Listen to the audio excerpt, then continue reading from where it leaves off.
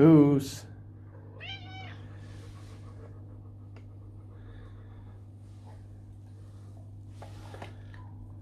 Hey up, kid.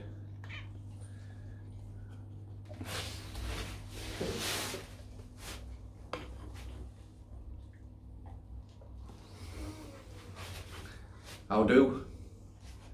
Salford Keys behind me, guys. Little vlog, Mental Health Monday. Shut up, you little monkey.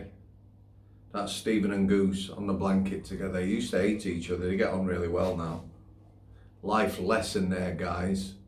You know, different species can get on. Why can't we get on? So I'm going to talk about one of my most mentioned topics today. Security in prison. Procedural, physical, and the one you'll have heard. It's why I'm in here. Alright. The one you will have heard me all speak about, dynamic security. So procedural, I'm sure that's self-explanatory. There's a lot of rules and regs out there, prison officers to work to, and prisoners to follow. A lot of new staff though in prisons. Things, you know, are not in good shape. We're building new prisons. Going to be vlogging about them. Same concerns with the latest prison to the last prison, HMP Berwyn near Wrexham, 2018, Supermax. Hold on, let's hear about that in the press. Yeah, we're not hearing a lot. Oh, it's not good there. They've got enhanced gate security. That's to prevent corruption. Is HMP Berwyn full? Because obviously we need all our prisons to be full before we build new prisons. No, it's not full. Is HMP Berwyn fully staffed? No, it's not fully staffed. I know some people there. It's not good, HMP Berwyn.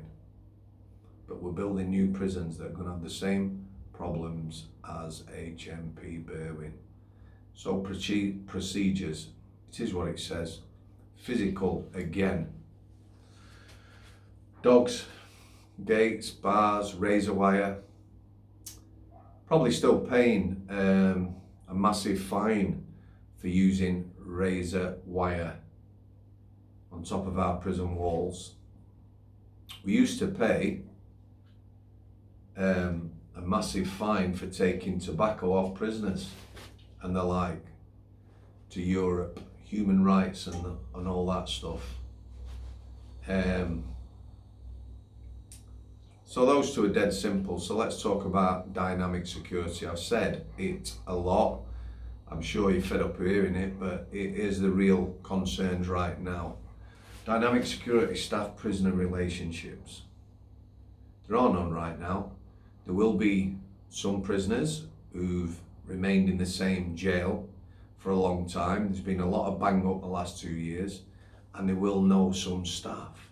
But on the whole, prisoners won't know staff, lots of new staff, and them new staff won't know prisoners.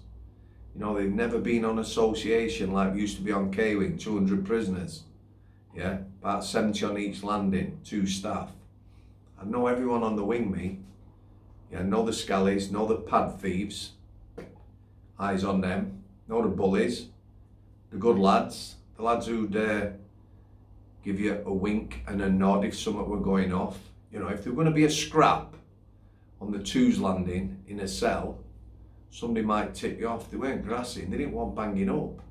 If there's a fight or an incident and somebody presses a general alarm, all the prisoners are locked up. So K-Wing, when I was on there, my last 18 months weren't so good. We had a dodgy senior officer next up from me who was assaultative, that's my word, but you'll know what I mean. He was horrible, not liked. However, he was part of the prison service, so if it came to me and him, they'd support him. In this case, the staff on K-Wing supported me, apart from his girlfriend, who obviously supported him, and the principal's officer. That's next up from a senior officer. So my last 18 months weren't so good from that point of view. I were banging heads with a principal officer regular, not literally, but I got under his skin and I just did my job. And when it came to a head, you know, we'll have a meeting tomorrow. Come here, you. Come here. Stop making a noise when I'm trying to flog. There you go. You know, we're having none of it. I just got on with my job. 2 years after I left K-Wing, that principal officer came on the healthcare, yeah, one evening. He hadn't spoke to me for 2 years. I says, all right, Gov, what are you doing on here? I've come to see how you are.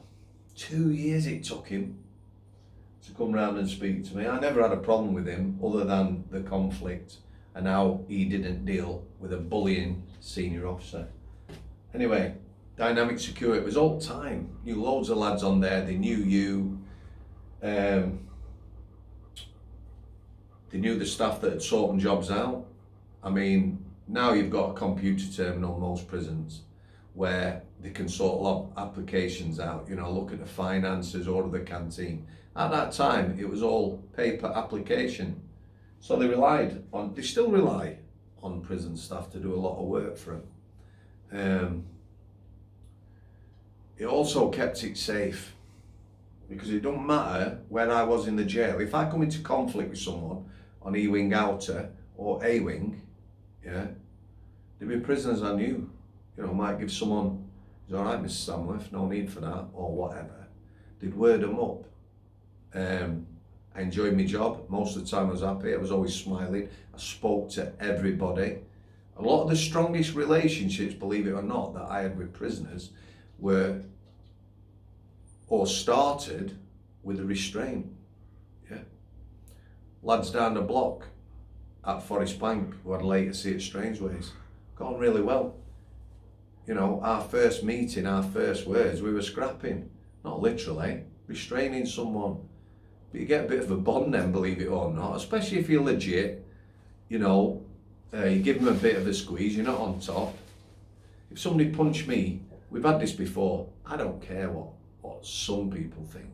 If somebody punches me in a restraint and I punch them back, yeah, tit for tat, I'm happy with that. I'm not nicking them for assaulting me and stuff like that. Give them a squeeze. But it also, you know, they get a feeling for it. There were lads at Forest Bank, I remember one in particular on B-Wing. He had a rather large amount of weed and he would just cut it up into lots of little pieces. And I walked in and I was stood behind him. He used to call me Mr. S or S, a lot of the young offenders. So he looked at me. He says, am I nicked? Placed on report, that means he would end up in front of a governor on a charge, like going to court. Unauthorised item, drugs. I went, no. He went, toilet? I went, yeah. So he put all the drugs down the toilet and flushed them away.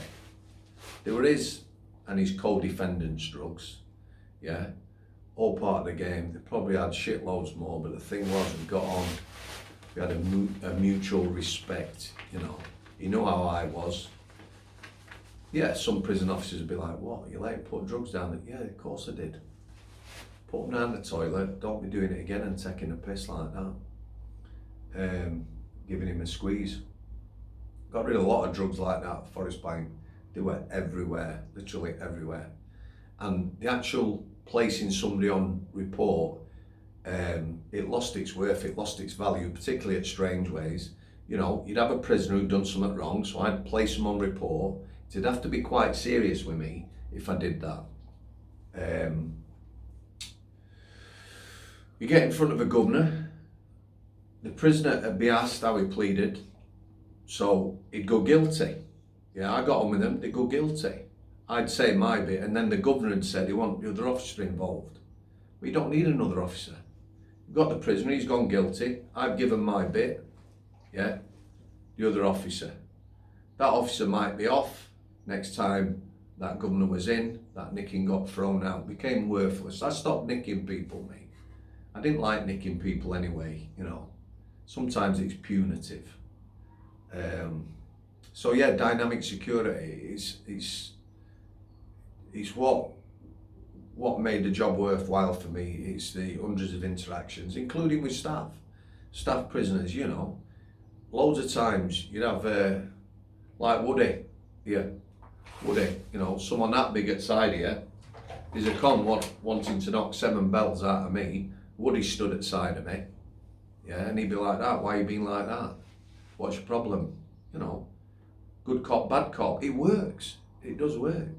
But now there's no relationships, they're being banged up well over the lockdown period because they've got no staff. New prisons are going to struggle to staff. No staffing at Berwyn, no staffing anywhere. They're recruiting like mad.